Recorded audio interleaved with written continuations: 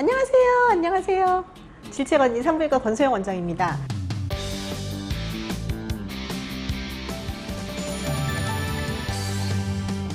피디님, 스텔싱이라는 거 들어보셨어요? 스텔싱? 스텔스기는 뭔지 아시죠? In a very close fight from the tactical level, we basically look for 스텔싱은 뭔가 몰래 하는 거를 얘기를 하는데요. 그 중에서 스텔싱이라는 용어는 몰래 피임기구를 빼거나 피임기구를 훼손하는 행위.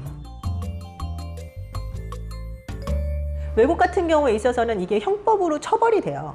그래서 이제 어떤 케이스 같은 게 있었냐면, 이제 2018년 독일에서는 여성은 남성한테 이제 내가 임신하는 것도 싫고 성병도 싫고 그러니까 콘돔을 써라 얘기를 했고, 오케이 알겠다, 내가 콘돔을 쓰고 성관계를 하겠다 얘기를 하고 나서는 얘가 몰래 빼버린 거죠. 그러고 나서는 그걸 알고 여자가 고소를 해요. 강간죄로. 우리나라 같은 경우에 있어서는 강간은 뭐 폭행이라든지 물리적인 압력이라든지 그러면서 간음하는 거를 이제 강간이라고 얘기를 하거든요, 성폭행을. 근데 외국 같은 경우는 비동의 간음죄라고 해서 내가 성관계를 하기로 했다, 합의된 성관계라고 해도 그 중에서 내가 뭐 콘돔을 쓰기로 했는데 콘돔을 안 쓰면 그거는 성폭행으로 간주를 해요. 그래서 이 케이스 같은 경우에 있어서도 남자한테는 이제 벌금이 나오고, 벌금 한 400만 원 정도의 벌금이 나오고, 여자친구는 어쨌든 걱정이 되니까 임신 테스트도 하고 성병 테스트도 하고 뭐 성병 치료도 받고, 그렇게 되면 그 병원비를 다 물어줘야 되는 그런 책임이 있는 거죠. 그런 케이스도 있고, 또 한 가지는 이제 영국에서 있었던 케이스인데, 여자친구가 남자친구 집에 있다가 이제 서랍을 열어봤어요. 콘돔이 있고 핀이 있고 구멍난 콘돔이 있는 거죠. 이게 뭐지? 이상하네? 그러면서 이제 휴지통을 뒤져봤더니 아니나 다를까 내가 지금 사용한 거에도 구멍이 나 있던 거죠. 그래서 이게 뭐냐? 네가 이랬냐? 그러니까 또 남자는 내가 했다고 또 그렇게 하면 그거는 또 강간죄로 고소가 돼요. 그래서 처벌을 받고 거기를 이제 뭐 징역을 살기도 하고. 그러니까 모든 나라에서 그러는 건 아니고요. 뭐 미국 같은 경우에 있어서는 아직은 뭐 이렇게 그 법으로 규정이 되어 있지는 않은데, 외국 같은 경우에 있어서는 모든 행위 자체에 있어서 성관계를 합의를 했지만 콘돔을 쓰기로 하고 합의한 거랑 콘돔을 안 쓰는 거에 있어서 내가 합의한 거 없다, 그렇게 되기 때문에 그거는 성폭행으로 처벌을 받아요. 이게 예를 들어서 이제 매춘이 이제 합법인 나라 같은 경우에 있어서도 그 직업 여성한테 콘돔을 쓰고 해야 되는데 만약에 안 쓰고 했다 그러면은 그것도 마찬가지로 처벌을 받는 거죠.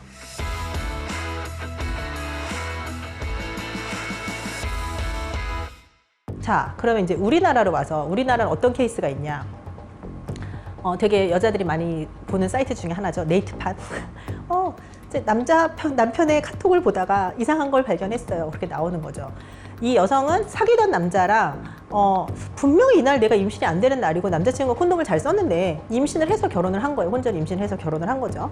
그러고 나서는 이제 아기를 잘 키우고 이제 몇 년 지나고 있었어요. 근데 이제 남편이랑 이제 시동생이랑 나눈 이제 카톡 내용을 보니까, 아우 형, 나 여자친구랑 결혼하고 싶은데 뭐 어떻게 뭐 왜 이렇게 형수는 어떻게 결혼했어? 그랬더니 임신시켜버려. 그렇게 나오는 거죠. 그래서 아니 그게 무슨 말이야? 그러니까 아니 콘돔에 하나는 좀 구멍을 내놓고 하나는 이제 그냥 새거가 있으면은 이거를 뜯는 척하고 이미 자기가 훼손한 콘돔을 사용을 하는 거죠. 그러고 나서는 안전하다 얘기를 하고, 그러다가 보면은 뭐 모를 거 아니야. 뭐 몰래 빼거나 그러는 경우도 있고, 나 니네 형수랑 그렇게 결혼했잖아. 그렇게 하게 된 거죠. 뭐 어떻게 해야 되나요? 뭐 사실 그 상황에서는 뭐 어떻게 뭘 할 수가 없는 거고, 사실 우리나라에는 이제 형법상 그런 게 무슨 처벌 규정이 있거나 그렇진 않기 때문에 뭐라고 할 수는 없어요. 그런데 이제 외국에서 이제 점차 한 2016년, 2018년 이제 차례차례대로 이제 이게 형법으로 인정된 케이스가 있으니까 우리나라에서도 이거를 좀 어떻게 제정을 하자 하는 그런 움직임이 있기는 하지만 아직은 발의 중에 있는 거긴 하고요. 근데 올해 초에 되게 좀 획기적인 그런 판례가 나오기는 했어요. 이 남녀 사이에서 작년 5월 달에 어쨌든 그러니까 합의된 성관계고 이제 연인 사이였는데 콘돔을 쓰라고 얘기를 했는데 남자친구가 몰래 안 쓴 거죠. 그거를 이제 알고 여자친구가 이제 형사상은 안 되니까 민사상으로 고소를 하면서 손해배상 청구액을 그때 2천만 원을 청구를 했거든요.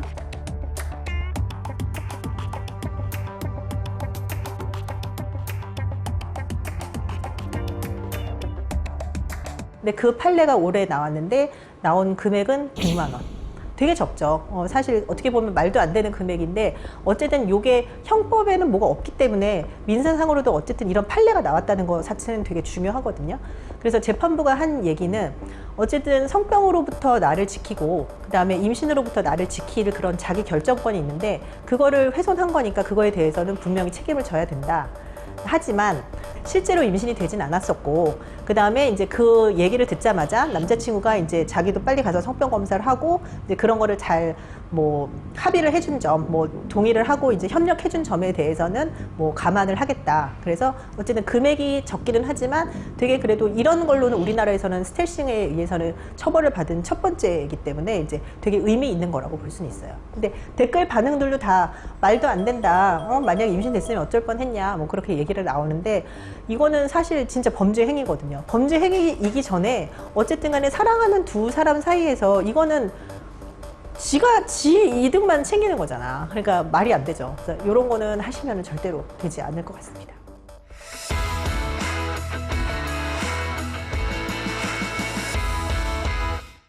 저희 구독자들의 다수는 어. 그 원장님의 말씀에 동의하지 않을 것 같은 느낌도 좀 그럴 수도 있어요. 그리고 뭐 남자들 같은 경우에 있어서는 뭐 콘돔을 안 쓰는 게 더 감이 좋다, 더 좋다 해서 뭐 그렇게 하는 경우도 있고. 근데 사실 성관계는 둘이 같이 좋자고 하는 건데 서로 신뢰하지 못하면 이게 문제가 되거나 그럴 수도 있는 거고요. 그것도 있어요. 콘돔 얘기를 들었지만 정관 수술했다고 거짓말하는 남자친구. 그런 경우에 있어서도 여자는 당연히 안전하다고 생각하고 그러고 나서 했는데 임신이 돼버리는 경우가 있고요. PD님이랑 입장을 바꿔서 생각해서 PD님은 아직 젊고 20년 전 돌아가야 되나? 10년 전으로 돌아가야 되나? 아직 젊고 더 놀고 싶어.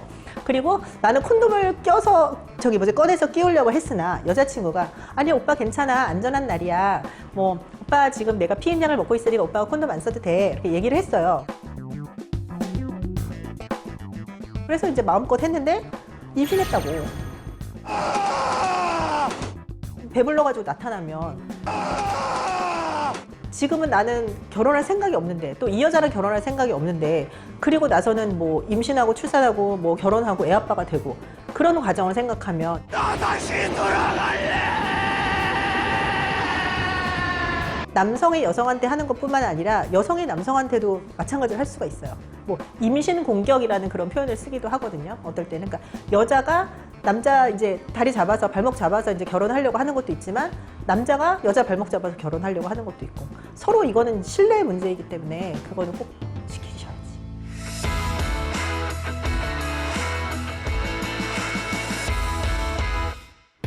그런 것들에 대해서 일정 부분 합의가 좀 전제된 거 아니냐 이렇게 볼 수 있지 않을까요? 그러니까 그게 그래서 이제 되게 입증을 하기가 어려운 거예요.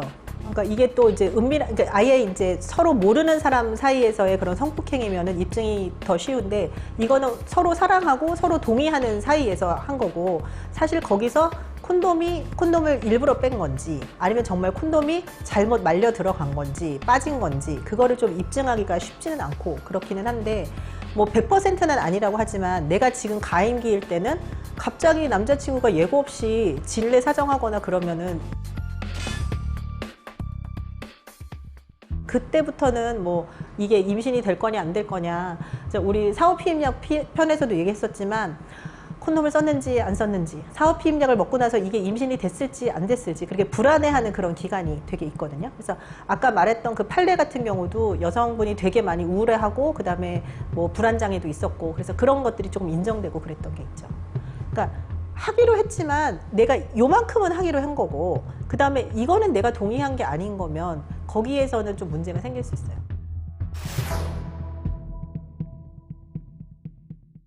그러니까 이게 뭐 둘 사이에 사랑하는 사이에서니까 이런 거를 꼭 법적으로 규제해야 되냐 그렇게 생각하면 사실 가정폭력도 내 새끼 내가 때리는데 네가 무슨 상관이냐 그럴 수 있잖아요. 예전에는 그랬었잖아요. 근데 요즘에는 분명히 이거는 가정폭력 뭐 부모가 아이를 체벌하는 것도 문제라는 걸 우리가 인식하고 있는 것처럼 성관계에 있어서도 둘이서 정말 동의하고 모든 단계에 있어서 동의하고 그러는 게 필요할 것 같아요.